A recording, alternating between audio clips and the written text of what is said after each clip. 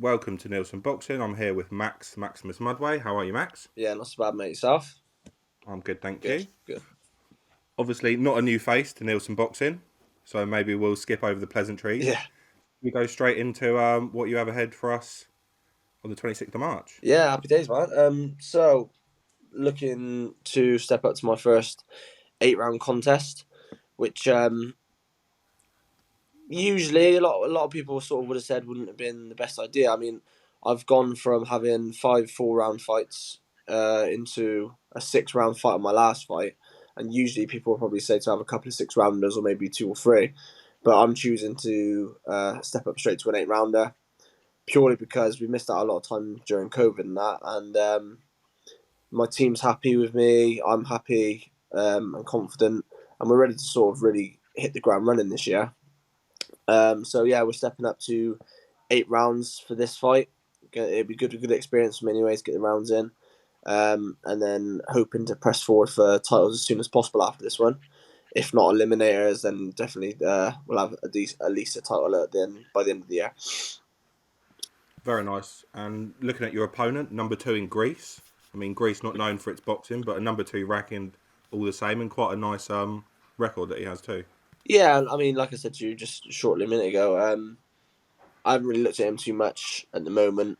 I've been told a name.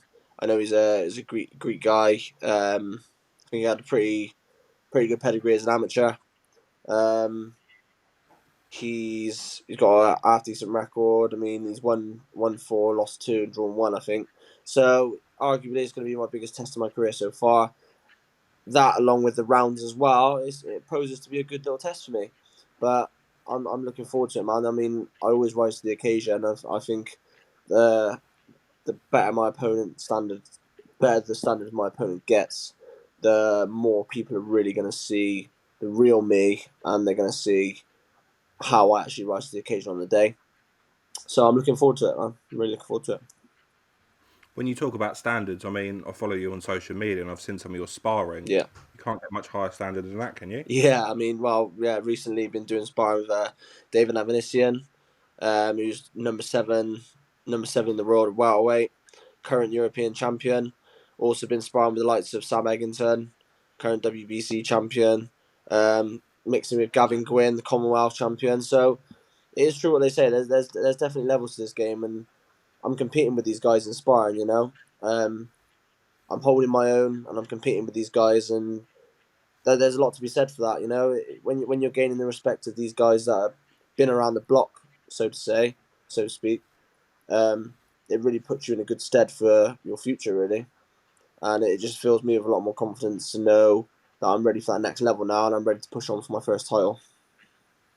So is that what the future holds for you? Is that titles? 100%, mate. I mean, we haven't got our hearts set on one specific title at the moment, but by the end of this year, we're definitely going to have a title in my hands and in brought back to Stroud and Gloucester for me to represent and put my hometown on the map. Whether it's the southern area, the English, or whether we manage to sort out some sort of international title, yeah, there's definitely going to be a title in my hands by the end of this year. Mark my words.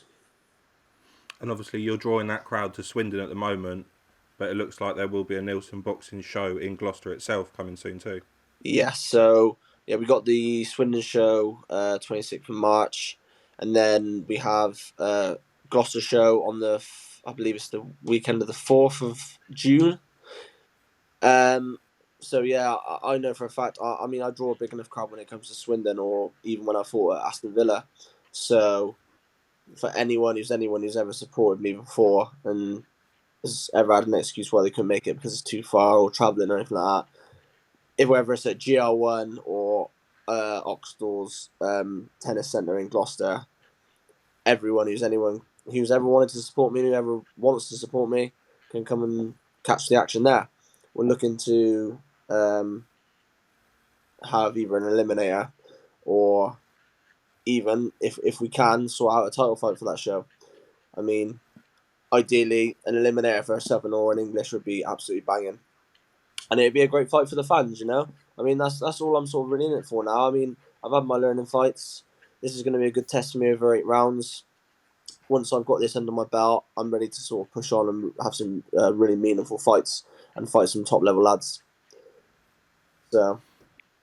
And looking up and down the card for the 26th, you've got quite a few welters and super welters on there. Anybody you've got your eye on locally?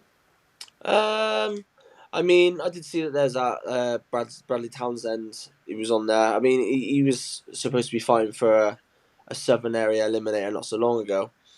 But for some reason they didn't go. They didn't go through with it, or something happened with the fight. There might have been an injury or what. But I mean, potentially, if they want that smoke, then we could get a Southern area eliminator or something like that going. But like I say, I haven't really looked too deeply into who's on the show or anything like that.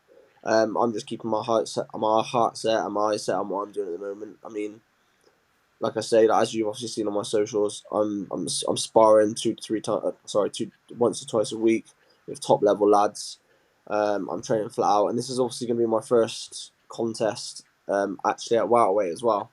So I've got a new nutritionist on board named Ramsey, who's taking care of my nutrition now. So this is also just as much as this a step up in um, opponent and rounds. It's also a step up for me for learning with my nutrition as well. So we're making a weight for a day before weigh in at welterweight. So learning all the new stuff with my nutrition and hydration and things like that is also just another thing to add to my belt. So after this fight, mate, you know, all boding well, we should be hitting the ground running. You know. And obviously, with that setup, you're also main eventing this card with a Southern Area title underneath it as well. So that must be quite an achievement in itself. 100%, mate. I mean, obviously, I topped the bill at the last Neilson show, and that was with Luke the Duke Watkins fighting before me as well. So that was in itself for me, in my fifth professional outing, to be headlining a show was an incredible experience on its own, you know. And now to be headlining once again with an 8-rounder with a decent scrap. Yeah, I can't help but feel excited about it, you know, and I'm excited for how my fans are going to feel about it as well, because the last fight, due to opponents, the lack of opponents, I should say, um, I had to fight 2 weights above what I needed to be fighting at. Do you know what I mean? Against someone who had actually fought before. So yeah, I'm looking forward to putting on a good performance and having a good tear up in front of my fans and giving them what they want. Talking about the fans there, you obviously come out with the whole Gladiator Experience. Can you talk us through that? Yeah, I mean, it kind of just felt right, mate. Really, I've always sort of looked at myself as being a warrior. You know, with everything I've ever done in my life, I've always been just someone who just sticks in there and just cracks on, digs deep when I need to, can bite down on the gum shield when I need to, and obviously, as people have seen, loves a good tear up as well. Um, so yeah, I mean, the nickname Maximus.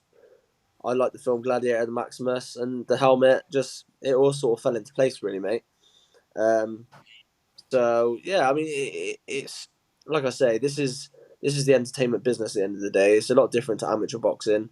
I mean, if people are spending their good hard-earned money to come out and see me, not only do I want to put on a good performance in the ring, I also want to put on a bit of a display before, you know. So every fight on the build-up, I take time out and I actually create my own ring walk music with the help of my good mate Billy. I love my drum and bass, and he obviously helps me mixing in different things. Like we got quotes from the film Gladiator, so we got the music, we got the helmet. You know, it just all adds into the package of entertainment, really. You know, and then on top of that, they're going to see a good scrap in the ring. What more could people want? You know, bit of old school bloodshed for entertainment, and then also a bit of entertainment on the way to the ring as well. So it all makes out to be a good night for everyone. 100%. So, lastly, for anybody new, can you just let us know social media channels? Social media. If anyone wants to follow my journey, hit me up on Facebook, Instagram, just Max Mudway Boxing. Twitter is just Max Mudway. That's the one I'm actually on at the moment. But yeah, just drop me a like and follow my journey. That's all I can say. Really, I'm an exciting fighter. I've got big things coming, and this year is going to be a massive year for me. So if you're looking to follow my journey, then yeah, hit me up, guys. Brilliant. Cheers, Max. Thanks for your time, and I'm sure I'll see you March 26th. Yeah, no worries. Thank you very much, mate.